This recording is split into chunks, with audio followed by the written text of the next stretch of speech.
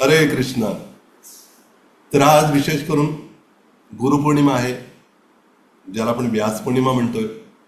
त्याचबरोबर आज जे आपल्या परंपरेतले आचार्य होऊन गेले षड गोस्वामी इथले, त्यांचं नाव आहे श्रील सनातन गोस्वामी. त्यांचा पण तिरुभाव दिवस आहे.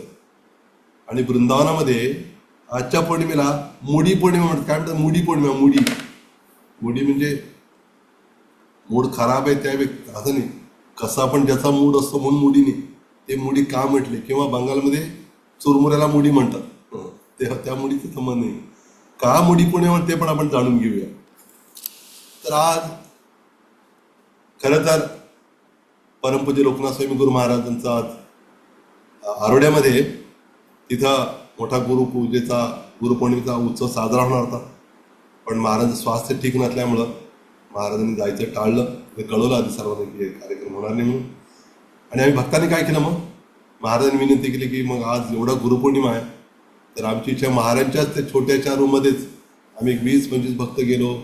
महाराजांना हार घातलं, चरणावरती फुलं अर्पण केली. एक तासभर महाराजांनी खूप सुंदर प्रवचन केलं. आणि मग त्यानंतर महाराजांनी व्यास मुनींचा खूप सुंदर महिमा सांगितला. महाराज म्हटले की खरं तर व्यास मुनींची पूजा व्हायला पाहिजे, तुम्ही माझी पूजा करायला नाही म्हणे. आरोडे तर त्यांचं जर मला बरं वाटलं म्हणे, माझी पूजा थांबली ती. पण तरी पण तुम्ही सोडत नाही म्हणे मला, माझी पूजा कर. महाराजांचा मोठेपणा आहे. खरं तर गुरुमा सांगत होते की कृष्ण म्हणजे जगद्गुरु. कृष्ण सर्वांचे गुरु आहेत. पण ते श्रीकृष्ण आपल्याच एका विशेष अवतारामध्ये, ज्याला म्हणतात साहित्य अवतार, त्या साहित्य अवतारामध्ये कुठल्या रूपात आहे ते व्यास मुनींच्या रूपात येतं, किंवा त्यांना वेद व्यास म्हणतो. मग त्या वेद व्यासांचं एक नाव आहे, अजून एक आहे कृष्ण द्वैपायन व्यास. महाराज सांगत होते की द्वैपायन नाव का पडलं बरं. कृष्ण म्हणजे सावळ्या रंगाचे असल्यामुळे त्याला कृष्ण नाव होते. आणि द्वैपायन म्हणजे का बरं. महाराज सांगितलं स्पष्टीकरण की जेव्हा पराशर मुनींची मुलगी, ती क्षमा करा, त्यांची ही पत्नी नंतर पत्नी झाली, तर ती नदीतनं नावेतून जात असताना ती कोळ्याची मुलगी होती आणि ती नाव अशी वलवत होती. आणि पराशर मुनी पण बसले त्या नावेमध्ये. आणि तिच्या शरीराला माशासारखं गंध यायचा. जेव्हा पराशर मुनी तिच्या सौंदर्याकडे बघून मोहित झाले, म्हणाला मग तुझ्याशी विवाह करायचा. ती म्हणाले की मी तर माशासारखा दुर्गंध येणार आहे माझ्या शरीरात. मग त्याला लगेच अशी कृपा केली, तो दुर्गंध थांबला, सुगंध येऊ लागला शरीरातून तिच्या. कारण पराशर मुनी काय साधारण व्यक्ती नाही. मग ते का नदीतून चाले त्या एका द्वीपावरती काय झालं, मग तिथं त्यांचं मिलन झालं. नंतर व्यास मुनीचा जन्म झाला त्या ठिकाणी. आणि म्हणून त्या द्वीपावर झाल्यामुळं द्वैपायन असं नाव झालं. कृष्ण द्वैपायन व्यास. व्यास म्हणजे विस्तार करणं. भगवंताच्या दिव्य ज्ञानात त्याने विस्तार केला म्हणून त्यांचं नाव व्यास झालं. आणि आजच्याच दिवशी श्री सनातन गोस्वामी, जे षड गोस्वामीतले एक, त्यांचा तिरुभाव झाला. आणि ते एवढं त्यांचं प्रेम असायचं त्या ब्रजवासियांविषयी, इतकं प्रेमाचा संबंध की सर्वांची वैयक्तिक चर्चा करायचे, भेटायचे, त्यांची विचारपूस करणं, त्यांना भक्तीविषयी थोडं सांगणं, सगळं चालायला नेहमी असायचं. एवढं सर्वांना आपल्या घरचा व्यक्ती वाटायचे सनातन गोस्वामी. आणि मग आजच्या दिवशी ते गेल्यावर एवढं दुःख झालं 500 वर्षापूर्वी त्या ब्रजवास्यांना. त्या सगळं ब्रजवास्यांनी, पुरुषांनी काय केलं, आपल्या डोक्याचं मुंडन केलं, जणू काय आपल्या घरचाच कोणी गेलाय म्हणून. म्हणून आजच्या दिवशी मुनी पौर्णिमा म्हणतात. आणि आज अक्षरशः लक्षावधी लोक गोवर्धनची परिक्रमा करतात. कारण सनातन गोस्वामी शेवटपर्यंत रोज गोवर्धनची परिक्रमा करायची. एवढे वयोवृद्ध झाले, थकले, तरी सोडत नव्हते, ते रोज करायची परिक्रमा. भगवान श्रीकृष्ण प्रकट होऊन म्हणाले की हे सनातन, तुम्हाला तर आवश्यकता नाही म्हणायची, तुम्ही खूप वृद्ध झालेला आहे. ते नाही म्हणे, असं कसं म्हणताय, मी गोवर्धन परिक्रमेचा व्रत नियम घेतलाय, ते मी कसं सोडू. भगवंताने इतकं दया आली, हृदयात पाजर फुटला भगवंताला. भगवंताने काय केलं, मग एक गोवर्धन शिला दिली भगवंताने. आता कृष्ण म्हणजे ती गोवर्धन शिला, अंतर नाही, स्वतःलाच दिलं त्यांनी. म्हणाले की सनातन, तो ते या सगळ्या गोवर्धनची परिक्रमा करण्यापेक्षा या गोवर्धन शिलेची तू 4 वेळ जर प्रदक्षिणा केलीस तर हे गोवर्धन परिक्रमेचं फळ मिळेल. आणि ते गोवर्धनशिला आहे वृंदावनामध्ये राधा दामोदर मंदिरात. मग काही जण वाटतं की आपण याची 4 वेळा प्रदक्षिणा केली मंदिराची ते फळ मिळेल, पण कोणासाठी होतं? सनातन गोस्वामींसाठी. आपण चांगलं धडधाकट असताना आपण तिथं शॉर्टकट मारून चाल. आता भगवान खूप दयाळू आहेत. पण तर मुद्दा हाच आहे की त्या सनातन स्वामी खूप सुंदर ग्रंथ लिहिले वगैरे सगळं वर्णन आहे. तर आपला हा विषय चालला होता व्यासमुनींचा. तर व्यासमुनींनी सगळे ग्रंथ लिहिले, वेदाचे भाग केले 4, पुराण लिहिली, उपनिषद लिहिली, महाभारत लिहिलं, एवढं सगळं करून पण समाधान वाटत नव्हतं त्यांना. आणि त्या व्यासांनी आपल्याला शिकवलं, एक शिकवण मिळाली बरं का आपल्याला. आजच्या दिवशी आपण स्मरण करावं की त्यांनी काय केलं? गुरूंचं स्मरण केलं, गुरूंना प्रार्थना केली. नारदमुनी प्रकट झाले तिथे. नारदमुनी सांगितलं, तुझ्या दुःखाचं किंवा तुला जी चिंता वाटू लागलेली आहे त्याचं कारण काय बरं? तू काय केलेलं आहे? नाहीच. एक गोष्ट राहिली म्हण तुझी. कुठली? की भगवान श्रीकृष्णांच्या प्रत्यक्ष लीलेचं वर्णन तू केलंच नाहीस म्हणून. अप्रत्यक्षतेने केलेलं आहे पण प्रत्यक्ष तू केलेलं नाहीस असं त्यांनी सांगितलं. आणि तेव्हा त्यांनी काय केलं मग? त्या बद्रिकाश्रमामध्ये हिमालयात जेव्हा भगवंताचं चिंतन तपस्या केली तेव्हा त्यांना साक्षात भगवंताचं दर्शन घडलं. भगवंत जीव सगळं दिसलं त्यांना. आणि मग त्यांनी भागवत काय केलं? मग लिहिलं भागवत. ते जे भागवत आपण वाचतोय त्या भागवताविषयीच सनातन स्वामी म्हणतात. ते भागवत कसं आहे म्हणे? ते म्हणतात, असाधू साधुता दाई अति नीचोच्चता कर हा नमुंच कदाचिन माम प्रेमणार कंठयोस्फुर.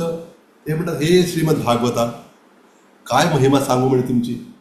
अहो म्हणे, जे साधू नाहीत ना, असाधू, त्यांना तुम्ही साधू बनवता.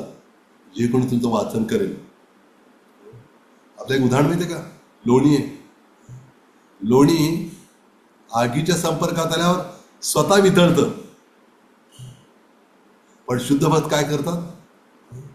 आपल्यासारख्या दगडाचं हृदय असलेलं पण दुसऱ्याचं हृदय पण ते काय करू शकतात? वितळू शकतात. हे त्या लोण्यापेक्षा पण शुद्ध भक्ताचं महत्व जास्त. ते म्हणतात, असाधू साधुता दाईन. तुम्ही असाधू व्यक्तीला साधू बनवता म्हणे.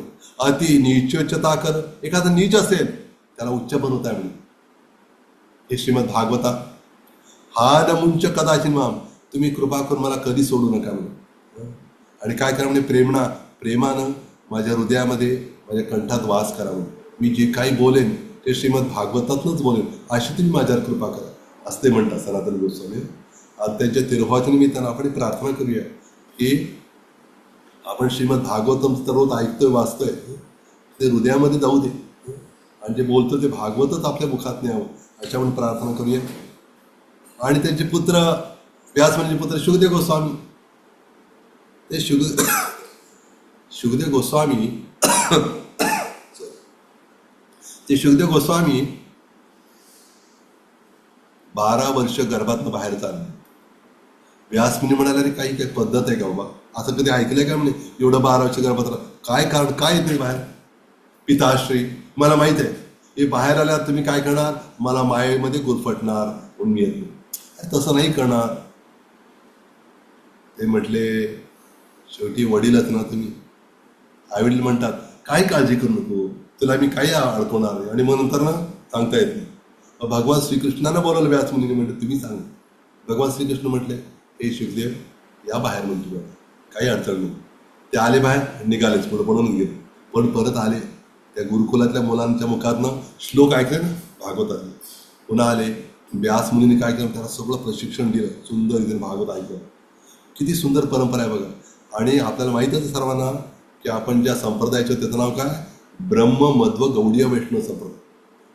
तर आधी भगवान श्रीकृष्णाने विष्णूंनी ब्रह्मदेवाला ज्ञान दिलं, त्यांनी मग नारद मुनीनं, त्यांनी व्यासमुनीनं. मध्वाचार्य कुठे आहेत मग? हे तर व्यासमुनी 5000 वर्षापूर्वीचे आणि मध्वाचार्य आत्ता अलीकडचे 700-800 किंवा असं वर्षापूर्वीचे. मग कसं काय झालं? कारण मध्वाचार्य हे वायुदेवाचे अवतार आहेत. उडपीला गेलाय का? म्हणून उडपी कृष्ण पाहिलंय. त्या ठिकाणी त्यांनी अष्टमठाची स्थापना केली. आणि तिथले जे कृष्ण, उडपी कृष्ण, त्यांना गोपीचंद्रातनं प्राप्त झाले होते. ते मध्वाचार्य आता वायुदेवच्या अवतार असल्यामुळे काय झालं? ते वेगानं वायू वेगानं कुठं पोचले, बद्रिकाश्रमाला पोचले आणि व्यास मुनींना भेटले. फक्त भेटले नाहीत, व्यास मुनींना दंडवत प्रणाम करून त्यांनी त्यांची चर्चा पण केली आणि त्यांनी आपण लिहिलेले सगळे ग्रंथ दाखवले, त्यांची अनुमती घेतली, मार्गदर्शन घेतलं आणि बऱ्याच ग्रंथांची रचना पण केली. म्हणून मध्वाचार्य हे व्यासमुनीचे शिष्य आहेत. भले बघा ना, काळाचं खूप अंतर आहे, तरी पण हे दिव्य दृष्टीनं आपण समजू शकतो. दिव्य स्तरावर म्हणजे ब्रह्मदेवाने नारदमुनी ज्ञान दिलं, नारदमुनीने मग व्यासमुनीने शुकदेव गोस्वामींना पण दिलं आणि मध्वाचार्यांना पण दिलं. गुरुमहाराज सांगत होते की जेव्हा गुरुमहाराज तेव्हा नारदमुनी संकीर्तन ट्रॅव्हलिंग पार्टीमध्ये होते. म्हणजे सगळीकडे बसमध्ये जाऊन गावगावी ग्रंथ वितरण करायचं, कीर्तन करायचं, ही सेवा अजून पदयात्रा सुरू व्हायच्या आधी. आणि नंतर पदयात्रा सुरू झाल्यावर मग गुरु महाराज व्यासमुनींच्या त्या व्यास गुफा म्हणून ठिकाण, आपण गेला का व्यास गुफेला? माहिती आहे आपण व्यास गुफा बद्रीनाथला जावं लागेल, 4 धाम यात्रा. तुम्ही गेला नसाल, जायच्या जाऊन येईल बरं का. तर मग त्या व्यास गुफेमध्ये महाराज सांगतो की मी प्रभुपादांना सांगितलं म्हणे, प्रभुपाद मी ते व्यास गुफेत गेलो आणि तुमची जी भगवंतान जशी आहे तशी मी त्यांना दाखवली म्हणे. तर गुरुमा सांगत होते, प्रभुपादांनी जेव्हा हे ऐकलं, प्रभुपाद खूप प्रसन्न झाले, हसू लागले नाही प्रभुपाद. त्यांच्यावर खूप अगदी आनंद, प्रसन्नतेचा अनुभव दिसू लागला. म्हणजे याचा अर्थ काय, मग महाराजांनी हे पण म्हटलं गुरु महाराजांनी की व्यासमुनी पुढच्या जेव्हा भागवतम लिहिलं जाईल ना, तेव्हा ते काय करतील निश्चितपणे, प्रभुपादांनी जे प्रचंड मोठं कार्य केलेलं आहे. व्यास म्हणजे विस्तार करणं ना, ज्ञानाचा विस्तार. तर प्रभुपादांनी पण काय केलं, ज्ञानाचा विस्तारच केला ना सगळीकडं. तर त्या प्रभुपादांविषयी व्यासमुनी पुढच्या कल्पात जेव्हा भागवतम लिहिलं जाईल ना, तेव्हा व्यासमुनी प्रभुपादांचा पण उल्लेख नक्कीच करते. एवढं मोठं कार्य न भूतो न भविष्यत, जगाच्या कानाकोपऱ्यात जाऊन ब्लेनचे यवन हे ते कसल्या प्रकारच्या लोकांना प्रभुपादांनी जे वस्त्र पण घालत नव्हते अशांना पण त्यांनी भक्ती लावली, हे सगळे ज्ञान पोचवलं. म्हणून चैतन्य चरितामृत एक श्लोक आहे, तो श्लोक असा आहे, मायामुग्ध जीवेर नहे स्वतः कृष्ण ज्ञान, जीवेर कृपाय कैला कृष्ण वेद पुराण. जे कोणी सर्वच मायेमध्ये बद्ध आहेत त्यांना स्वतःहून भगवंताला जाणणं शक्य नाही. म्हणून तेच भगवान श्रीकृष्ण व्यास मुनीच्या रूपात अवतार घेऊन त्यांनी काय केलं, हे वेद पुराणाची रचना केली, जेणेकरून जीवांना कळेल आपण कोण आहोत, भगवंत कोण आहेत, काय संबंध आहे आमचा, आम्हाला कुठं जायचं आहे, नेमकं काय उद्दिष्ट आहे जीवनाचं हे कळेल. म्हणून हे सगळी रचना त्यांनीच केली. एवढं कष्ट घेतले आपल्यासाठी. ते हिमालयामध्ये एवढ्या थंडीमध्ये गारठण्याच्या ठिकाणी तिथं लिहिलं का बरं, आपल्याला कृपा व्हावी म्हणून. तर हे सगळं खूप विशेष आहे. आणि एकदा काय घटना घडली, ही चैतन्य भागवत मधली घटना. श्रील कृष्णास कविराज गोस्वामी चैतन्य चरितामृतात असं म्हणतात की भागवतेर व्यास वेदव्यास म्हणे. भागवताचा व्यास कोण आहेत म्हणे, वेदव्यास आहेत. आणि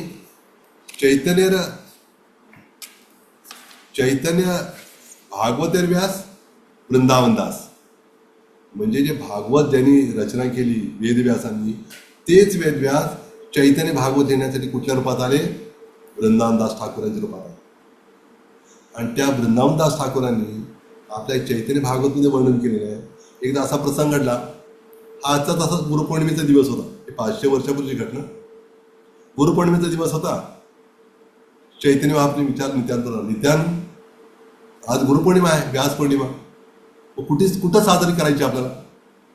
मग त्यातून म्हणजे असं करूया आपण श्रीवास ठाकूरांच्या घरी करू म्हणजे. श्रीवास अंगण तिथं रात्रभर कीर्तनं व्हायची, फक्त शुद्ध भक्तांना परवानगी होती. पण म्हणजे आपण व्यास पूजा काय करूया म्हणजे व्यास पौर्णिमा तिथं साजरी करूया श्रीवास पंडितांच्या घरी. आणि मग पूजेची तयारी वगैरे झाली, व्यासमुनींचा फोटो पण ठेवला, सजावट झाली होती, फक्त हार घालायचं राहिलेलं होतं. आणि चैतन्यप्रभू पण आले होते, नित्यानंद सगळेजण आले होते, अद्वैताचार्य, गदाधर पंडित, श्रीवास ठाकूर, सगळं त्यांचे दिव्य पार्श्व सगळे आलेले होते. आणि मग आता पूजा होणारच होती व्यासमुनींची आजच्या दिवशी. त्यांनी काय केलं, श्रीवास पंडित म्हटले नित्यान प्रभू तुम्ही काय करा, आता व्यासमुनींना हा हार घाला म्हणे. हार दिला, तुम्ही काय करा, त्यांच्या गळ्यात हार घाला. मग नित्यानंद मात्र कसे अवधूत आणि नेहमी ते कुणाचं वेळ त्यांच्या डोक्यात चैतन्य महाप्रभूंचं.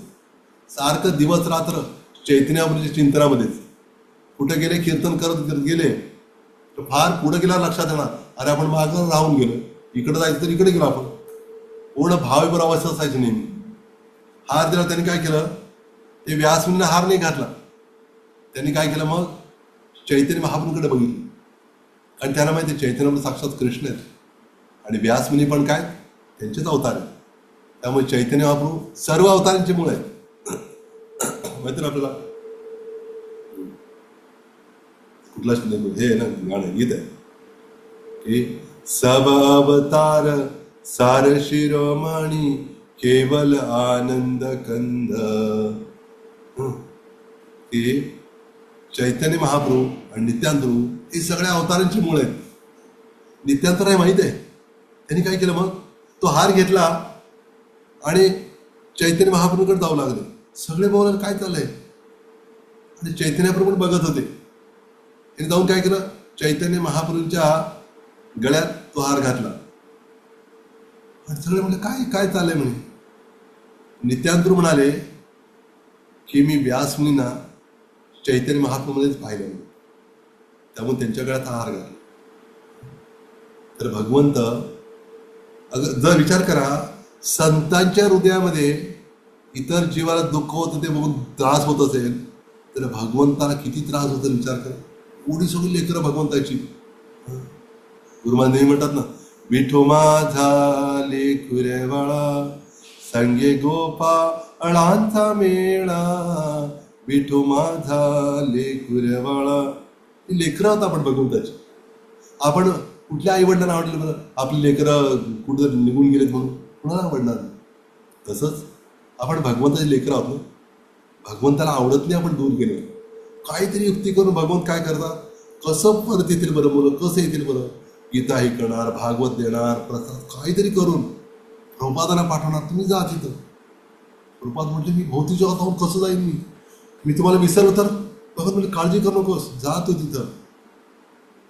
एवढे हाल अपेष्टा सहन करून प्रभुपादांनी काय केलं, व्यास मुनींचं कार्य विस्तार करायचं ज्ञानाचा.